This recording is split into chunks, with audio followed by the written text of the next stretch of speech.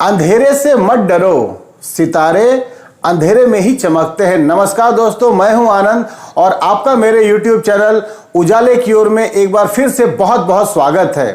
अवसाद, संघर्ष और दृढ़ संकल्प के साथ आगे बढ़ने की कहानी है अवनी लेखारा की। जी हां दोस्तों, आपने बिल्कुल सही सुना।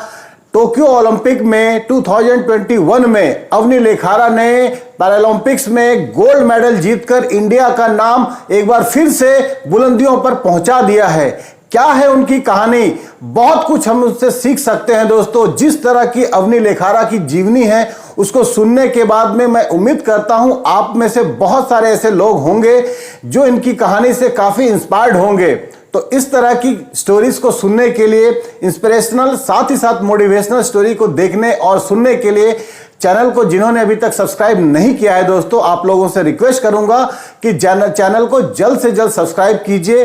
साथ ही साथ बेल आइकन दबाकर और नोटिफिकेशन दबाना मत भूलिएगा। तो चलिए स्टार्ट करते अवनी लेखारा जी की कहानी। राजस्थान जयपुर की 19 वर्षीय अवनी लेखारा भारत की पहली महिला एथलीट बन चुकी हैं जिन्होंने की पैरालंपिक्स में गोल्ड मेडल लाया है।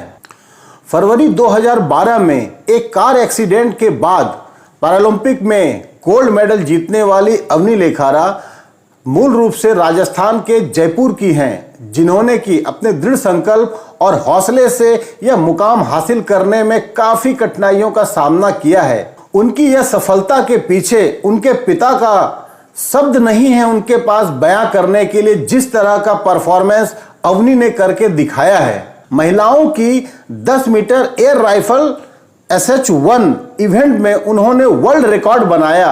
249.6 मीटर का उनका स्कोर रहा, जो कि हाईएस्ट स्कोर रहा और इस स्कोर के साथ में उन्होंने फर्स्ट स्थान प्राप्त किया। इनके पिता प्रवीण लेखारा जी एक राजकीय सेवा में हैं। जब वह केवल 11 साल की थी, यह वक्त है 20 फरवरी 2012 का, जब उनका एक कार एक्सीडेंट हुआ और उस एक्सीडेंट में इनका स्पाइनल कॉर्ड बुरी तरह से डैमेज हुआ और उसके बाद उनका कमर का नीचे का पोर्शन पूरी तरह से पैरालिसिस हो गया। उसके बाद से वह व्हील चेयर के सहारे ही हैं। प्रवीण जी जो उनके पिता हैं, उन्होंने बताया कि अवनी इस एक्सीडेंट होने से पहले काफी एक्टिव हुआ करती थी और हर तरह के इवेंट में वो भाग लिया करती थी और साथ ही साथ काफी एक्टिव थी। लेकिन इस एक्सीडेंट की वजह से वह उनका सपना पूरी तरह से ध्वस्त हो गया। साथ ही साथ उनकी जिंदगी पूरी तरह से बदल गई।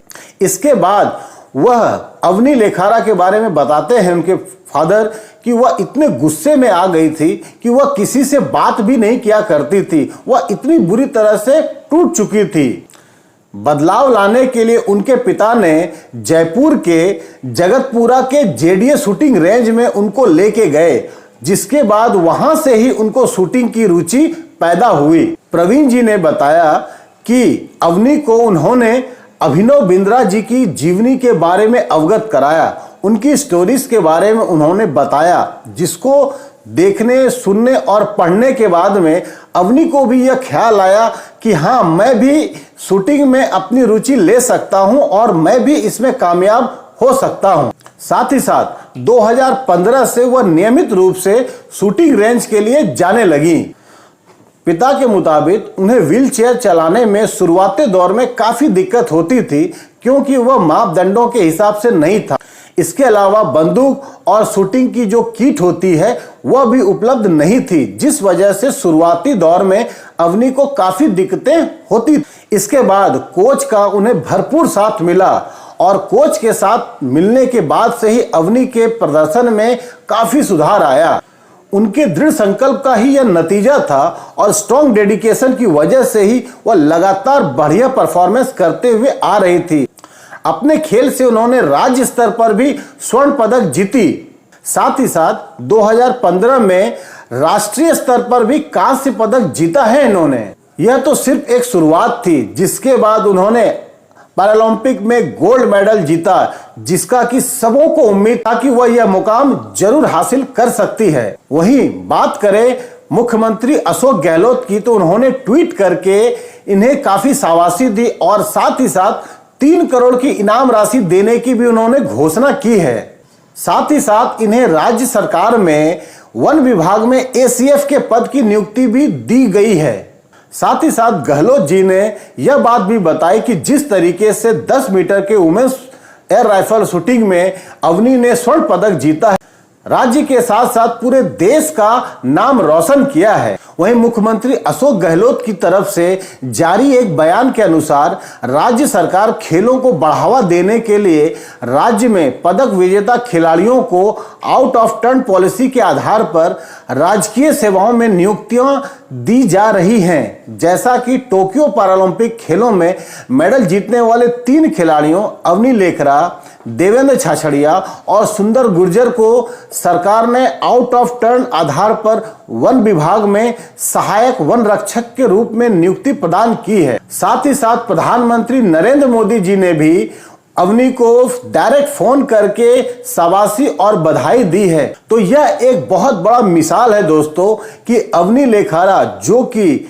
टोटली कमर से नीचे पैरालिसिस होने के बावजूद जिस तरह का परफॉर्मेंस उन्होंने टोक्यो ओलंपिक में दिखाया और स्वर्ण पदक जीत कर लाई हैं, वह भी सिर्फ 19 साल के उम्र में रहते हुए, तो यह बहुत बड़ी सीख मिलती है दोस्तों कि जिस तरह का उन्होंने स्ट्रॉन्ग डेडिकेशन और अपने हौसले को बना के रखा, जिसकी वजह से वह आज इस मुकाम पर पहुंच सकी है। ऐसा हम और आप, जो कि अवसादों से ग्रसित होने के बावजूद भी अगर अपने आप को स्ट्रॉन्ग डेडिकेट कर पाते हैं दोस्तों, अपने आप को मोटिवेट कर पाते हैं, तो हम भी कामयाबी की ओर आगे बढ़ सकते हैं।